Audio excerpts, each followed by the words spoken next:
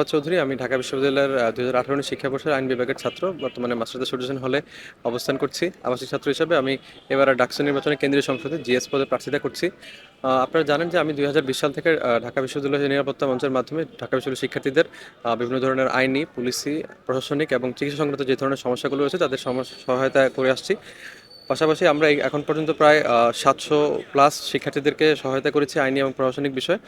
সেই সাথে ঢাকা বিশ্ববিদ্যালয় নিরাপত্তা মঞ্চের মাধ্যমে এখন পর্যন্ত প্রায় 17,000-এর অধিক শিক্ষার্থী প্রত্যক্ষ এবং পরোক্ষভাবে উপকৃত হয়েছে এবং তাদের সেবা ভোগ করেছে। আসন্ন যে ডাকসু নির্বাচন আমরা খুব আশাবাদী যে একটা ভালো, অবাধ, সুষ্ঠু, নিরপেক্ষ একটা ডাকসু নির্বাচন হবে। কিন্তু কিছু কিছু বিষয়ে আমরা অত্যন্ত শঙ্কা প্রকাশ করছি যে ঢাকা বিশ্ববিদ্যালয়ে প্রশাসন এবং নির্বাচন কমিশন যে নিরপেক্ষ ভূমিকা পালন করা উচিত তারা কিন্তু সেই জায়গায় নিরপেক্ষতা প্রমাণ করতে ব্যর্থ হচ্ছে। আমরা দেখেছি যে ঢাকা বিশ্ববিদ্যালয়ের কিছু কিছু প্রশাসন কিছু কিছু প্রার্থীদের জন্য বিশেষ আনুকূল্য দিচ্ছে, তাদেরকে ফেভার করছে, যেটা আসলে কোনোভাবে উচিত না। আমরা সবসময় বিশ্বাস করেছি যে এবং আস্থাও রেখেছিলাম বিশ্ববিদ্যালয় প্রশাসনের উপর যে বিশ্ববিদ্যালয় প্রশাসন একটি সুষ্ঠু এবং গণতান্ত্রিক একটি নির্বাচন আমাদেরকে উপহার দিবে। আপনারা জানেন যে বাংলাদেশে অনেকদিন যাবৎ নির্বাচন হচ্ছে না এবং সুষ্ঠু নির্বাচন হচ্ছে না। বাংলাদেশের সকল মানুষের চোখ কিন্তু এই বর্তমান ডাকসু নির্বাচনের উপর পড়ে আছে যে ডাকসু নির্বাচন একটি রোল মডেল একটি নির্বাচন হবে, মানুষ সেই নির্বাচনের প্রভাব এবং জাতীয় নির্বাচনের মধ্যে কিন্তু পড়বে। কিন্তু বিশ্ববিদ্যালয় প্রশাসন যেহেতু তাদের যে দায়িত্বটুকু সেই দায়িত্বটুকু পালন করতে পারছে না এবং পাশাপাশি বিভিন্ন ধরনের বিতর্ক সৃষ্টি হচ্ছে। তারা বিভিন্ন প্রার্থী যদি বিশেষ দলের যে প্রার্থীগুলো রয়েছে, বিশেষ করে রাজনৈতিক দলের প্রার্থীগুলো যারা আচরণবিধি সুস্পষ্টভাবে লঙ্ঘন করছে, কিন্তু তাদের বিরুদ্ধে কোনো ব্যবস্থা নেওয়া হচ্ছে না। এতে আমরা যারা স্বতন্ত্র প্রার্থীরা রয়েছি তারা কিছুটা শঙ্কিত এবং কিছুটা বিচলিত।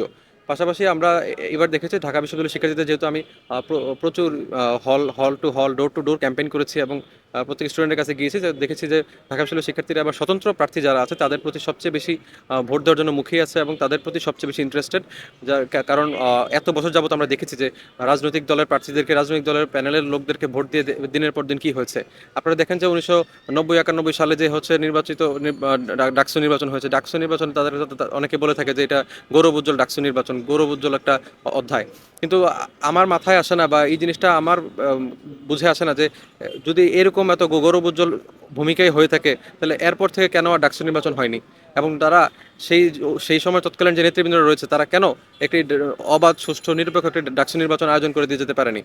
সো ডাকসু নির্বাচনের যে প্রার্থীদের যে প্যারামিটার, প্রার্থীদের যে যোগ্যতা, যে ক্রাইটেরিয়াগুলো থাকা উচিত সেইগুলো হচ্ছে প্রথমেই যে জিনিসটা থাকা উচিত যে যে ব্যক্তি নির্বাচিত হবে বা যে ব্যক্তি দায়িত্ব পালন করবে সে যেন পরবর্তীতে 1 বছরের মাথায় দায়িত্ব পালন শেষে নতুন একটি নির্বাচন করার ব্যবস্থা করে দিয়ে যেতে পারে। আমরা সেই পাশাপাশি দেখেছি যে স্বতন্ত্র যারা প্যানেল রয়েছে তাদের জন্য যে লেভেল প্লেইং ফিল্ডটি থাকার প্রয়োজন সেই লেভেল প্লেইং ফিল্ডটি অবস্থান করছে না।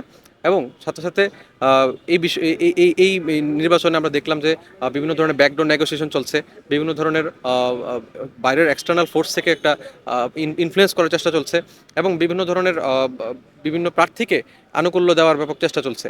সো এগুলো হচ্ছে আমাদের জন্য একটা শঙ্কার বিষয় এবং আমরা চাই একটি অবাধ, সুষ্ঠু, গ্রহণযোগ্য এবং অন্তর্ভুক্তিমূলক নির্বাচন হোক।